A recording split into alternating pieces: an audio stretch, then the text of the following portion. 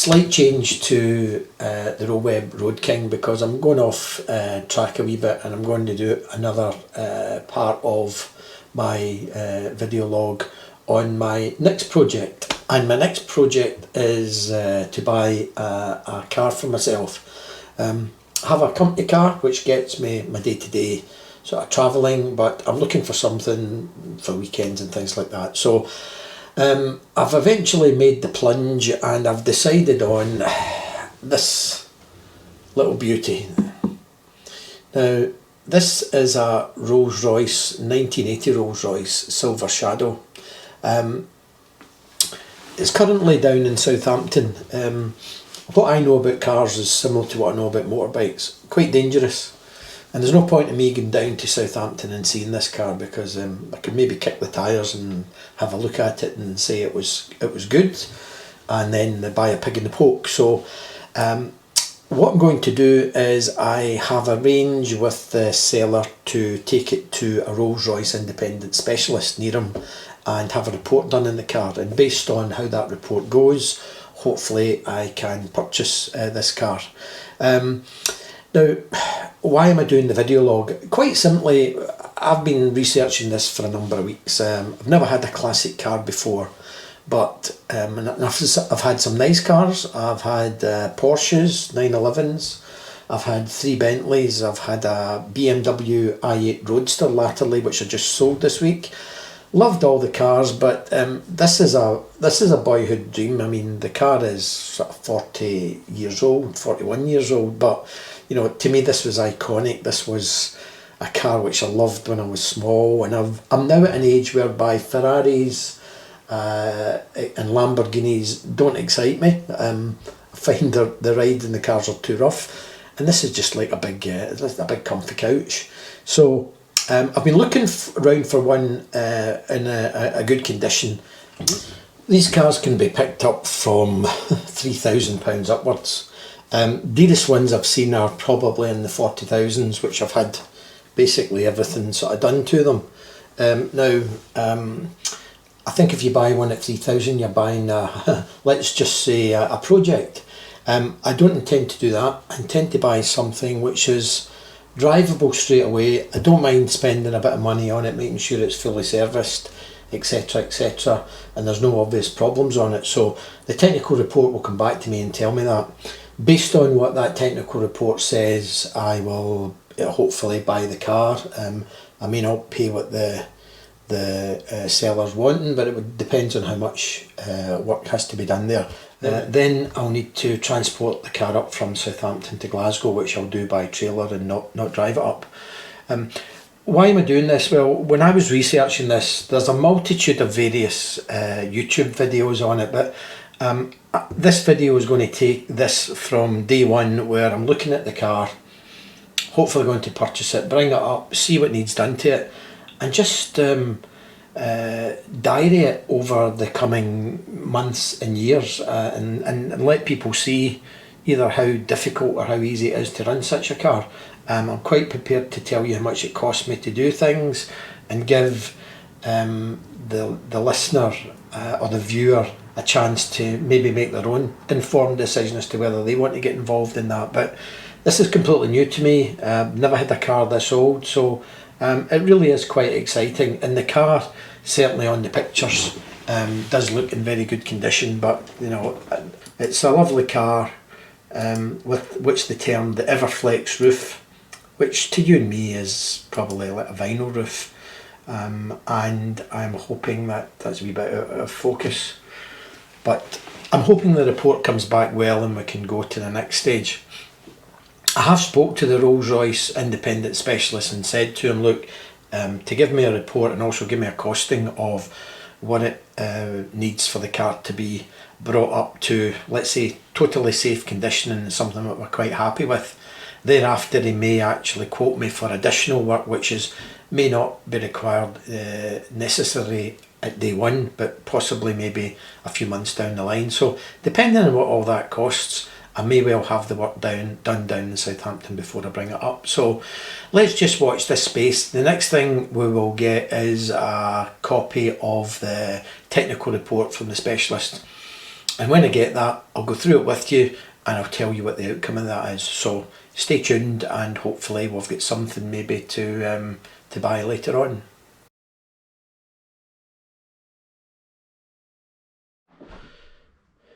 Good evening everyone again, and I'll give you an update on where we are on the search for the Silver Shadow. I have the report back here from Mike Scott, and it's a very detailed report. It goes on for best part of 2 sides of an A4 page. It is not the car, let's just say, which I had hoped for. There's going to be an awful lot of money having to be spent in the car to bring it up to the standard that I'm looking for, and to be able to use it from day one. And I think there are a lot better cars out there, so unfortunately it doesn't look as though it's the car for me. And this is exactly why I employ a guy like Mike Scott, who is a Rolls-Royce independent garage and specialist, and his time served. It's a very thorough report, and there'd be a lot of money spent on that car to bring it up to the standard which I was looking for. So unfortunately, looks great on paper and on the internet, but it's not going to be the car for me. However, some good news. When I was talking to Mike, he mentioned a company he'd dealt with called Ghost Motorworks down in Sevenoaks. Now, I had actually seen some of the cars that they were advertising. They tend to be a Rolls-Royce, Bentley specialist. Not only do they sell cars, they look after them, they repair them as well. And previously I'd actually seen some cars on there. They tend to be at the high end of the price point, but they look as though they're in remarkably good condition. And when I was talking to Mike about them, he had actually told me he'd been up to Ghost Motors for a previous client, where he went up and went over a car, produced a report, etc., and for the purpose of his client buying it, and it went through, and he was very impressed with Ghost Motors. I've been on their webpage, and I've also seen quite a number of reviews, and they've came through pretty well. So he having told me about Ghost Motors, I said to him that I'd heard of the company, and I had actually looked at some of their cars, and this little beauty came up.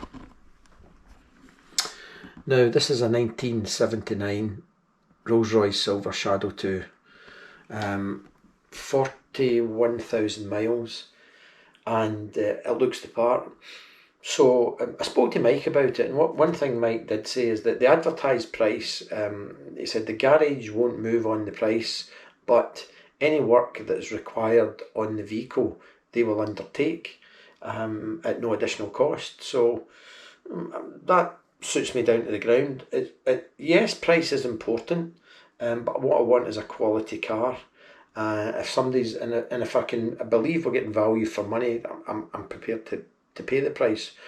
So what I've arranged with Mike is that he is heading up to Sevenoaks from Hayling Island, and he's going to give me a report on this particular car, and we'll see where that takes us. So for the moment, let's just hold fire, and I'll keep you abreast of what happens after I receive Mike's report. Okay, so I'll talk to you soon.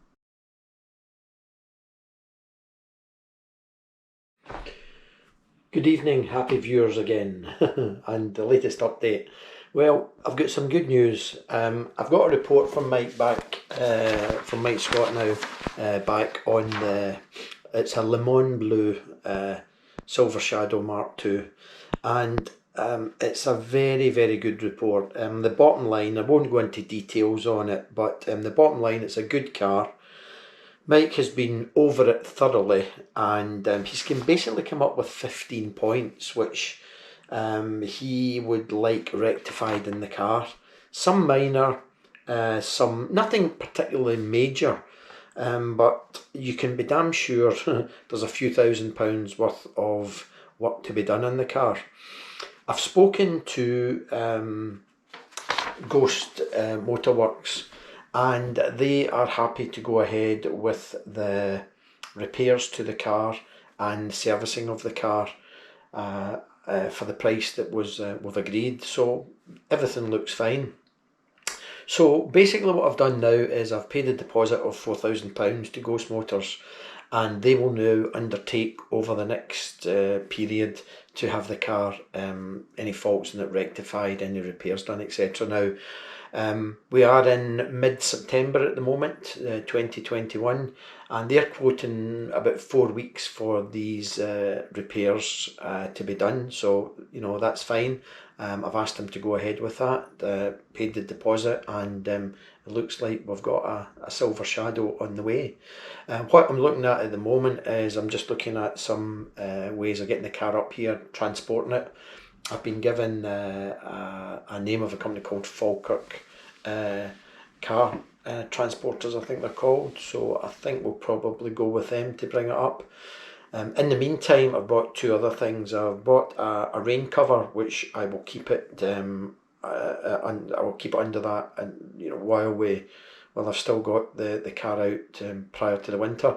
And I'm also waiting on a Carcoon coming, which is the bubble for the Rolls Royce, which I will take that down to my Kilmarnock depot, set it up there, and I will store the vehicle basically during the winter period in the air conditioned or air filtered bubble.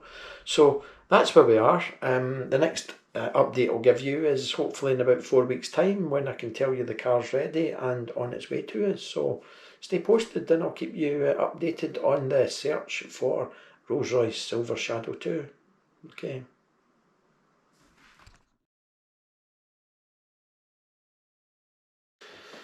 Hello again, and an update. Here we are, some 5 weeks later, and the car has now been inspected again by Mike Scott of Scott's Rolls Royce and Bentley Specialists at Hayling Island.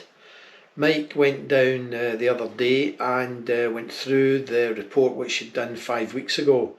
If you remember, he highlighted 15 points which we were looking to be addressed in the car, and I'm pleased to say that Ghost Motors have addressed all of them. When Mike went back down there, he did notice, however, that there was a couple of wee points still outstanding. One of them was the air conditioning didn't seem to be blowing cold on one of the high balls, which Ghost Motors have now fixed. The handbrake was also sticking, that's been sorted as well. And Ghost Motors have also replaced two of the headlights. So don't have any issues. We never haggled over any price to buy the Silver Shadow. But what we did want to do was have the car in A1 condition, and as close as we could get it to A1 condition. So I think I've achieved that now. So the car will be picked up tomorrow, the 26th of October, Tuesday, and should be delivered to me on Thursday the 28th. And what we'll do is, when it arrives in Glasgow, it's coming into my Glasgow depot. We'll get some video of the vehicle coming in. We'll get a chance to maybe have a closer look at it. Might even get a drive in it, depending what the weather is. It's not something I'm going to be racking up the miles at the moment with. We're out of season. Buying it in October wasn't the best of ideas, but I always set out to buy the right car, and if it was at the wrong time, I didn't particularly mind that. The reason being, I've ordered a Carcoon which will store the vehicle in an air bubble for the winter in one of my depots, so we should be protected from the worst of the Scottish elements during the winter. But hey ho, it's a wee bit frustrating buying it in October and not being able to get out there and use such a lovely vehicle. However, that's the least of the problems. The main thing is to get it here, make sure everything's okay, and then there's maybe a couple of things I want to do before we put it away in storage. I've spoken to Mulsanne Motors at Dalkeith, and a chap over there called Ross is very keen to have a look at it, because they'll be doing most of the work in the car for me, I believe. Just let them see it and get an idea of what we need to do, or what we will need to do in March when the car comes out of storage.